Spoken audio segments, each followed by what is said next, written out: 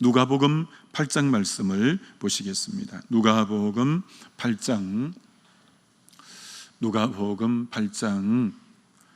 16절로 18절, 누가복음 8장 16절로 18절을 한 목소리로 우리 같이 봉독합니다.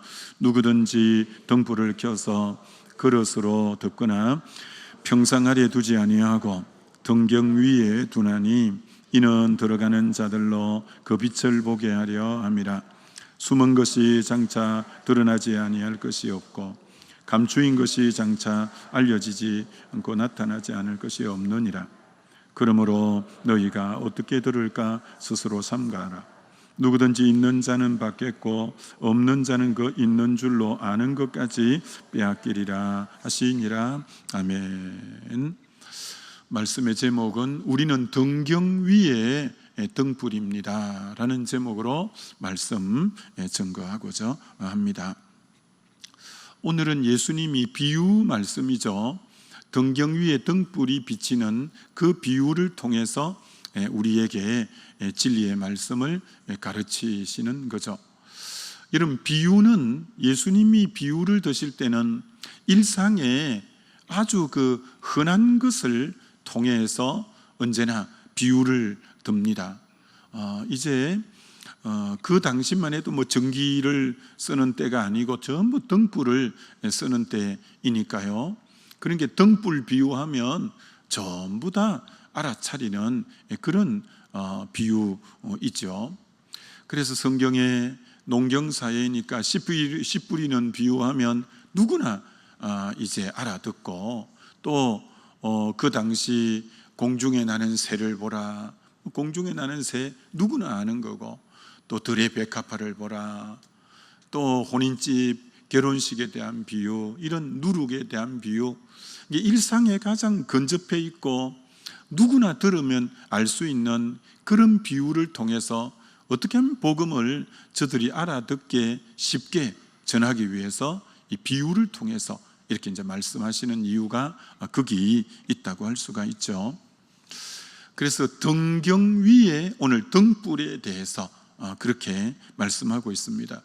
뭐 요즘이야 전부 전기불을 다 씁니다만 뭐 연세 조금 드신 분들은 전부 이 등불을 켜고 살았잖아요. 저도 가만히 생각해 보니까 국민학교 5학년 때 정도 전기가 마을에 들어온 것 같아요.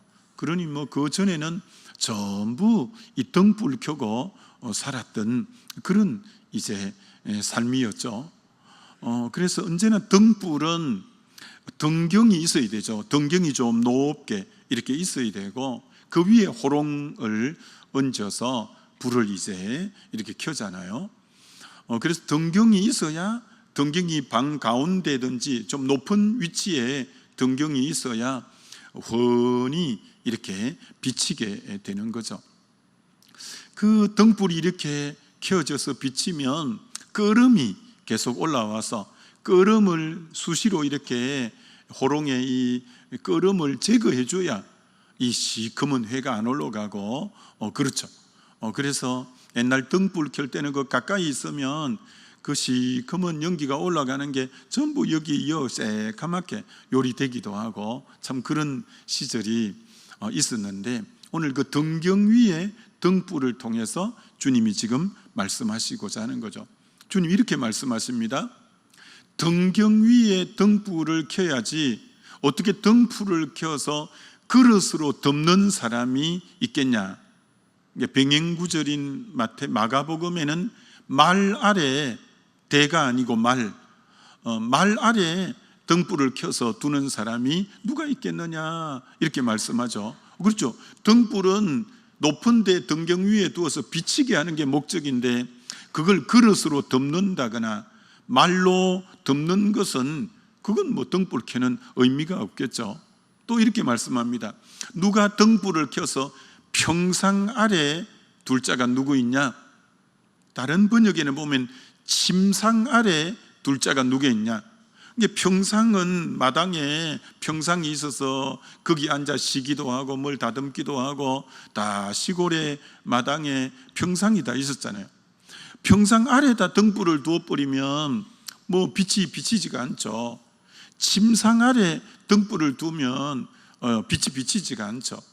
그런 것처럼 등불은 비치는 게 목적이고, 그래서 등경을 높은 곳에 해서 이게 비춰야 여러 사람이 이제 볼 수 있다. 이제 그 아주 뭐 단순한 진리를 말씀하시는 거죠. 자, 그럼 등경에서 이렇게 위에 등불이 빛을 발한다는 거죠. 빛을.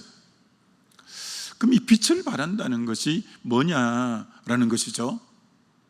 첫 번째는 이런 빛은 하나님이 빛이시다. 이렇게 요한 1서에는 그렇게 말하잖아요. 하나님이 빛이시다. 이렇게 요한 1서 1장 5절에 God is light라고 하나님이 빛이시다. 그렇죠. 우리 하나님이 빛이시죠. 하나님이 임재하실 때 빛으로 임재하실 때가 굉장히 많죠. 사도행전 9장에 이 사울이라는 청년이 갈 때 정오의 빛보다 더 강한 빛으로 확 비쳐서 그가 꼬꾸라지는데, 이게 하나님의 현현, 하나님이 이렇게 임재하실 때에 빛으로 임하실 때가 굉장히 많죠. 그 호렙산 떨기나무 불꽃도 빛으로, 그 하나님의 임재가 그 불로 빛으로 그렇게 임할 때가 많은 것처럼 항상 하나님은 빛으로 자신을 표현하실 때가 많죠. 근데 하나님만 빛이 아니라 예수님도 빛이라고 요한복음 8장 12절에 나는 세상의 빛이니 나를 따르는 자는 어둠에 다니지 않고 생명의 빛 가운데 이제 다닐 것이다 하면서 예수님 자신도 빛이라고 그렇게 말씀하죠. 요한복음 1장에는 뭐 자주 그렇게 말합니다. 참 빛이 세상의 빛이었으나 빛이 빛이나 어둠이 깨달지 못하더라. 이렇게 말하면서 예수님은 빛 중에 참 빛이라고 그렇게 또 자신을 표현하기도 하는 부분이 있죠. 그처럼 하나님도 빛이시고 예수님도 빛인데, 근데 마태복음 5장 14절에는 너희는 세상의 빛이니 라고, 우리도 예수 믿는 우리도 빛이라고 그렇게 말씀하고 있다는 거죠. 근데 여러분, 우리가 빛인 이유는 그 빛 대신 주님을 만났기 때문에 우리가 빛이시고, 빛 대신 주님이 우리 안에 계시기 때문에 우리가 빛이 되는 거죠. 하나님과 예수님이 빛이라는 것하고 우리가 빛이라는 것에 차이점이 있는데, 어떤 차이점이 있냐면 하나님과 예수님이 빛이라고 할 때는 그분들은 빛의 근원이고 빛 자체고 그런 분이죠. 우리 하나님은 그래서 흔히 말하는 발광체죠. 태양은 빛을 실제로 빛의 근원이고 빛을 발하는 발광체인 것처럼 하나님과 예수님도 빛의 근원으로 빛을 만들어내는 발광체이지만, 그러나 달이 보름이 되면 온 세상이 훤하게 밝은 달이 얼마나 빛을 강하게 비칩니까? 근데 그 달은 발광체가 아니라 태양의 빛을 받아서 이제 반사하는 반사체가 달인 것처럼 우리는 하나님도 빛이고 예수님도 빛이고 우리도 빛이긴 하지만, 근데 하나님과 예수님은 발광체이시지만 우리는 반사체인 거죠. 그 빛을 받아서 빛을 발하는 것이 바로 이 빛의 그런 차이가 우리에게 있다라고 말할 수 있죠. 원래 우리는 빛이기 이전에 에베소서 5장에 너희가 전에는 어둠이더니 이제는 빛이라. 우리는 지난날 죄 가운데 있을 때는 어둠이었습니다. 그런데 빛 대신 주님을 만남으로 이제 빛이 됐고요.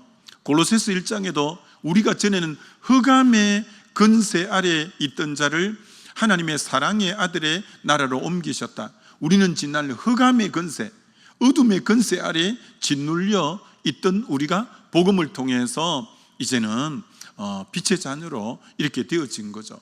마태복음 4장에도 사망의 그늘에 앉아 있었고 우리가 모두 흑암의 그늘 아래 앉아 있었던 자에게 큰 빛이 빛이었고 하는 것처럼 지난날 우리는 전부 이제 흑암에 앉은 백성, 사망의 그늘에 앉아 있는 백성이었다고, 어둠에 계속 있었던 자였다는 거죠. 그런데 그 빛으로 인해서 우리도 빛이 되고, 빛이 비치는 곳마다 생명이 있는 것처럼 우리가 그 빛을 비출 때 많은 생명들이 살아나는 이제 그런 모습이 된 거죠. 자, 그래서 오늘 등경 위의 등불은 누구를 나타내느냐? 오늘 교회의 역할, 성도들의 역할을 나타내는 거죠. 교회란 성도들의 모임이니까 오늘 성도들은 등경 위에 등불이 되어서 이 땅에 빛을 발하는 자가 되어야 된다라고 하는데, 그 바로 빛은 그리스도를 드러내는 것이고 하나님을 드러내는 역할을 등경 위에 등불이 되어서 오늘날 교회가 하나님을 드러내고 예수님을 드러내고 오늘 성도들이 삶의 현장에서 바로 하나님과 그리스도를 드러내는 우리가 되어야 된다는 거죠. 이 고린도후서 4장에 고린도후서에 보면 우리를 보고 뭐라고 하냐면은 그리스도의 향기다, 그리스도의 편지다, 그리스도의 사신이다. 우리는 우리를 드러내는 게 아닙니다. 우리는 그리스도의 향기를 풍기고 그리스도의 사신이 되고 그리스도의 편지가 되어서 오직 우리를 통해서 드러나는 분은 그리스도여야 우리가 바로 되어지는 거죠. 그리스도여야 되는 거죠. 그래서 우리는 항상 우리를 통해서 우리가 드러나는 게 아닌 그리스도가 드러나는 것이 우리의 존재의 정체성이다, 이렇게 말할 수 있죠. 성령을 보내신 이유도 땅끝까지 이르러 내 정리되라, 그리스도를 증거하고 그리스도를 드러내라고 성령을 주신 것처럼 등경 위에서 빛을 발하는 것은 오직 주님을 이 땅 가운데 드러내는 사명이 우리에게 있음을 말씀하고 있는 거죠. 오늘도 저 불신자들은 그리스도를 직접 알 수가 없습니다. 우리가 등경 위에 빛이 되어서 그들에게 복음을 전해줄 때만이 그들이 그리스도를 알게 되어지는 겁니다. 우리가 그들에게 그리스도를 알게 하는 것은 직접적인 복음을 전함으로 그리스도를 전해줄 수가 있습니다. 하나님은 당신을 사랑하십니다. 그런데 그 사랑을 알 수 없는 이유가 당신은 죄인이기 때문에 그렇습니다. 이 죄 문제를 해결하기 위해서 하나님의 아들 예수 그리스도가 오셨습니다. 그분이 십자가와 부활을 통해서 당신의 죄 문제를 해결했습니다. 이 시간 당신이 마음문을 열고 예수 그리스도를 영접하면 당신에게 예수 그리스도가 들어가서 당신에게 구원이 이르고 생명이 이르고 어둠에서 빛으로 이르고 영원한 이제 하늘 소망을 가지게 될 겁니다. 이처럼 복음을 직접 전함으로 그들에게 빛을 발할 수가 있고, 두 번째는 복음을 직접 안 전해도 간접적인 간증을 통해서 저들에게 복음을 전하는 거죠. 여러분, 간증은 두 가지 간증이 있는 거죠. 첫 번째는 구원 간증이 있고 두 번째는 생활 간증이 있는 거예요. 예수 믿기 전에 나의 모습을 1분 정도 얘기하고, 예수 믿게 된 경위를 1분 정도 얘기하고, 예수 믿고 난 뒤에 변화된 내 모습을 1분 정도. 그래서 3분 간증은 여러분이 항상 준비해서 안 믿는 사람을 한 몇 분만 이렇게 만나도 자연스럽게 예수 믿기 전에 저는 이런 모습이었습니다. 이렇게 해서 예수님을 알게 되고 만나게 되어졌습니다. 예수 믿고 난 뒤에 나의 삶은 이렇게 변화됐습니다. 이런 걸 일컬어 구원간증이라고 해요. 여러분이 예수 안 믿는 사람을 만날 때는 언제나 여러분의 구원간증을 할 수 있어야 그게 바로 등경 위에 등불의 역할을 하는 거예요. 근데 구원간증만 하면 안 돼요. 생활간증을 또 해야 되는 거죠. 그분이 지금 어떤 상태인가를 보고 생활간증을 해야 되는 거죠. 그분이 우울증이나 질고 가운데 있을 때에는 본인이 지난날 우울증을 앓고 있었는데 교회에 나가서 복음을 듣고 교회에 나가서 은혜의 동산을 하고 교회에 나가서 새롭게 성령을 체험함으로 이제는 우울증이 떠나고 자기가 건강하게 됐다고, 그 자기 생활 속에 일어난 부분을 그 사람의 지금 형편에 맞는 그 생활의 간증을 딱 들려주면 그분이 완전히 자기하고 공감대가 형성되니까 바로 복음이 들어가게 되죠. 또 남편이 술을 그렇게 먹고 힘들었는데, 자녀들이 그렇게 속을 썩였는데, 정말 자기가 교회 나가서 남편도 교회 나가게 되고, 남편도 지금 변화되어서 그렇게 놀라운 삶을 살고, 자녀도 지금 변화되어서 그렇게 교회 생활 잘하고, 이런 자기 생활 속에 일어난 그것을 말씀을 전함으로 인해서 우리가 등경 위에 빛으로서 이렇게 역할을 감당할 수 있는 거죠. 근데 등경 위에 등불로서 빛을 발할 때 언제나 이게 이제 일종 복음의 증거이긴 한데, 항상 대전제가 뭐냐면, 너희가 세상의 소금이다, 너희가 세상의 빛이라고 할 때 빛과 소금의 공통분모는 희생이라는 거예요. 희생. 소금이 녹아야 소금 역할을 하고, 빛이 타들어가는 이제 자기를 태워야 빛이 되는 것처럼, 그들을 위해서 희생이 없이는 빛의 역할도 소금의 역할도 등경 위의 등불로 역할이 안 되는 거예요. 이러면 사도 바울은 다메섹에서 주님을 만나고부터 그의 일생은 너무 간단하죠. 1차 전도여행, 2차 전도여행, 3차 전도여행, 로마로 압송되어서 복음 전하다가 순교한 전도의 역사가 예수 믿고 난 뒤에 바울의 모든 역사인데, 바울이 고린도후서 12장에서 자기를 이렇게 표현했다는 거예요. 12장 15절에 내가 너희 영혼을 위하여 크게 기뻐함으로 재물을 허비하고 또 내 자신까지 허비하리니, 바울이 그 많은 영혼을 구원하기 위해서, 그들의 영혼을 위해서 재물을 첫째 허비했대요. 재물을. 두 번째는 자기 자신을 허비했대요. 바울은 텐트 메이커로 텐트를 이렇게 장막업을 하면서 거기에서 벌은 물질도 복음 증거하는 데 많이 썼고, 빌립보 교회가 또 후원을 하고, 또 갱그리아 교회 자매 베베가 그렇게 보호자 역할로 물질을 많이 후원했고, 브리스길라 아굴라 부부가 목이라도 내놓을 정도로 하고, 많은 분들이 또 선교 후원을 했어요. 그런 물질들을, 그 영혼을 위해서 재물을 허비하고 자신까지도 허비하는, 희생 없이 영혼 구원은 이루어지지 않는 거죠. 오늘 이 자리에 계신 여러분 중에 아직도 여러분이 한 명이라도 이 해에 전도를 못한 분이 있다면, 사실 왜 전도를 못했는가 하면 허비를 안 해서 그런 거예요.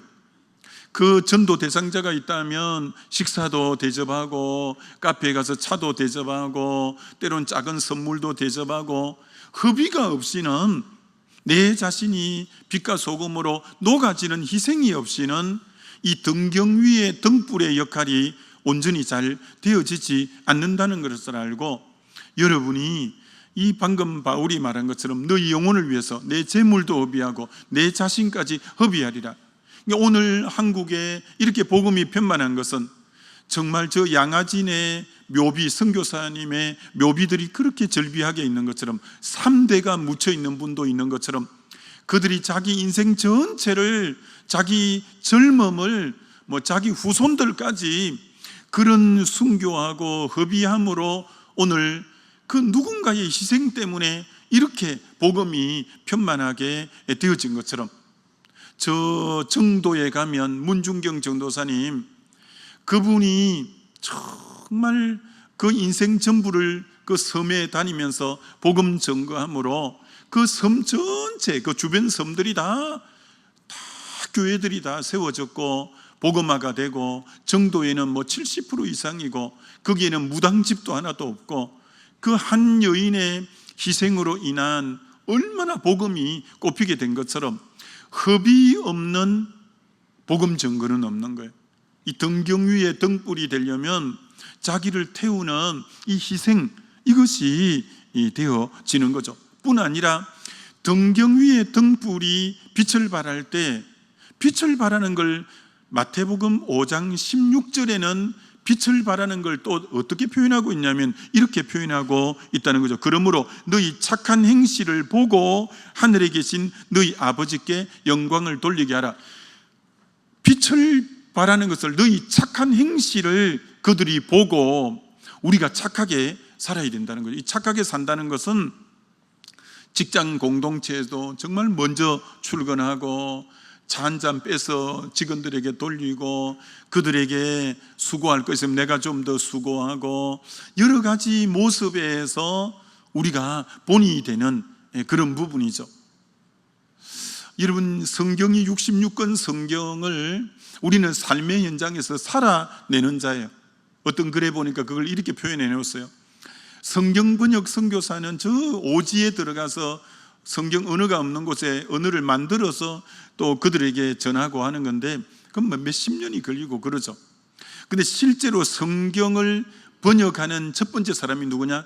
성경 말씀대로 삶의 현장에서 살아낼 때 우리가 성경 번역자라는 거죠. 우리가 최고의 성경 번역자. 성경의 말씀대로 삶의 현장에서 살아내는 그것이 성경을 가장 그대로 옮긴 성경 말씀을 번역하는 그런 삶을 우리 삶에서 드러내는 게 빛을 발하는 거죠. 너희 착한 행실을. 그래서 요즘 이 다니다 보면 가게 이름이 성경 이름을 딴 곳이 많잖아요. 베델 빵집. 그 다닐 때마다 저 집 맛있어야 될 건데 베델이라고 성경 이름을 갖다 붙였는데 저 맛 없으면 또 비싸기만 하면 어떻게 하나. 다니엘 음식점이 있는데 다니엘처럼 정말 그 집이 남들보다는 더 나아야 될 건데 차에 십자가를 걸고 다니고 물고기 표를 해 다니고 집 앞에 교패를 붙이고 하면 우리는 그만큼 무게감이 있어지는 거죠. 역대하 7장 14절에 내 이름으로 일컫는 내 백성이라는 단어가 나옵니다. 9절이 내 이름으로 일컫는 백성. 우리는 예수 믿자마자 하나님 자녀가 되자마자 우리는 하나님의 자녀이기 때문에 주의 이름이 우리에게 걸려 있는 건 내 이름으로 일컫는 내 백성. 그래서 우리는 예수 믿는 우리는 이제는 우리가 잘하면 주의 이름이 영광을 받고 우리가 잘못 살면 우리가 욕먹는 것은 당연하지만 주의 이름이 욕을 먹는. 그래서 우리에게 예수 믿는 순간 우리는 하나님의 이름의 표가 딱 우리에게 붙여져요. 그래서 내 이름으로 일컫는 내 백성이기 때문에 우리가 잘 살면 주의 이름이 영광을 받고 우리가 못 살면 주의 이름이 욕을 먹는, 우리는 주의 이름의 명예가 우리에게 걸려있다 이렇게 말할 수 있는 거죠. 자, 그리고 큰 두 번째는 17절에 이렇게 말씀해요.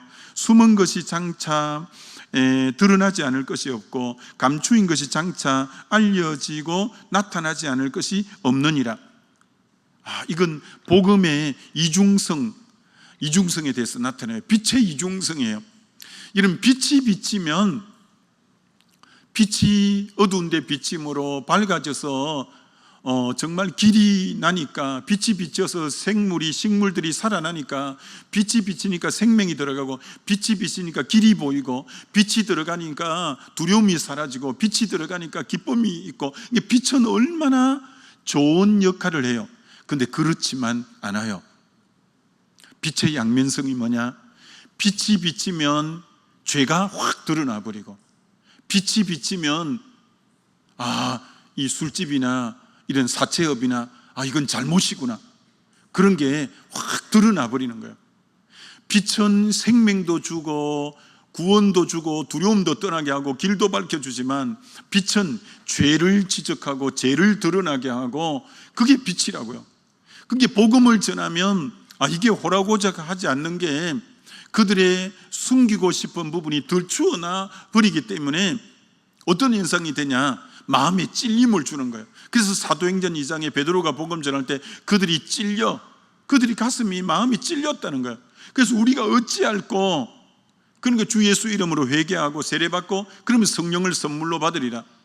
그들은 찔려서 이 복음의 빛이 비치니까 죄가 드러나니까 막 마음에 찔리는 거예요. 그래서 그들은 회개해서 3,000명이나 돌아왔는데 반하여 사도행전 7장에 스데반이 복음을 전할 때 그들도 동일하게 마음이 찔린 거예요. 그들은 회개를 포기하고 이를 갈면서 돌을 던져 복음 증거자인 스데반을 죽이기로 한 거예요. 그러니까 이런 복음 등경 위에 빛이 된다는 것은 이게 만만치 않는 거예요. 그들에게 기쁨만 주고 생명만 주고 구원만 주는 게 아니라 그들의 죄를 지적하고 죄를 덜추어내니까 회개 안 하면 그들은 반대로 돌을 던지고 이를 갈고 도리어 복음 증거자를 해코지하고 일이 되니까 등경 위에 이 등불이 되는 것은 결코 호락호락하거나 만만한 일이 아니다라는 것을 우리는 알게 되죠.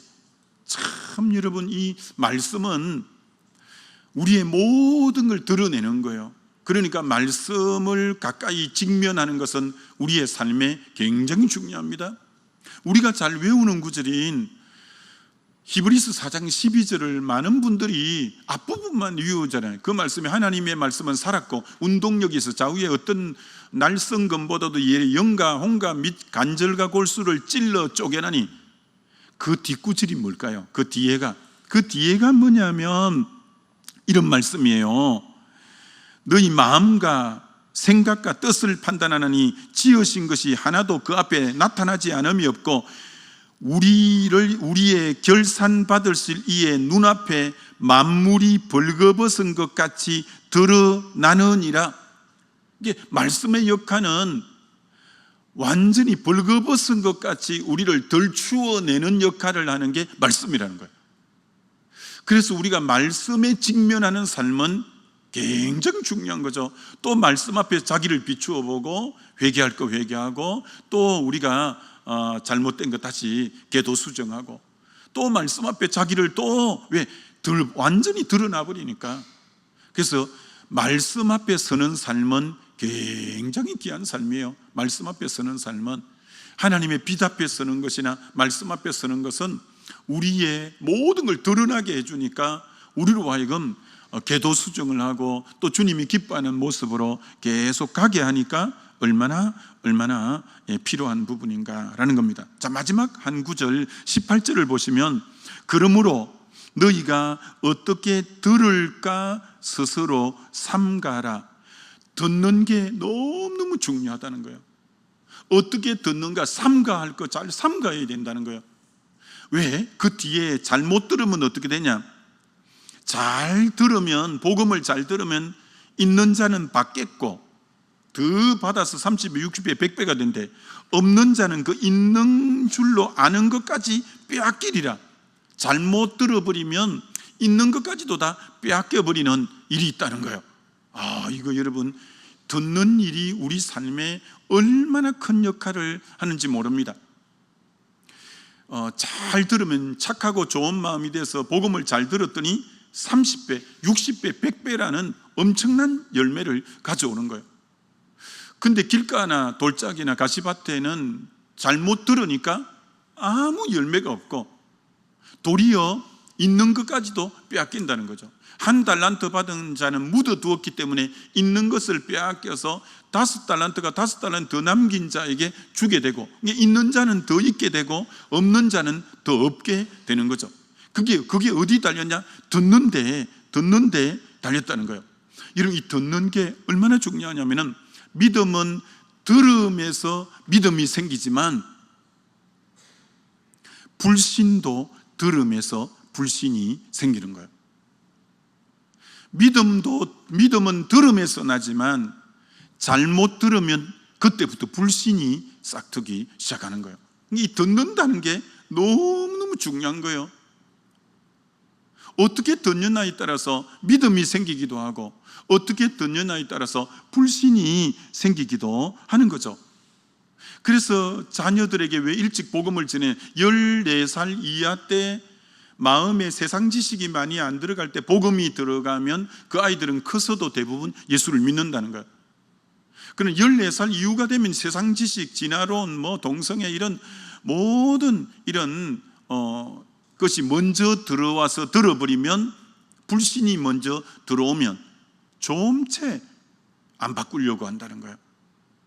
잘못 들으면 불신이 들어가 버리면 복음을 거부하게 되는 거죠.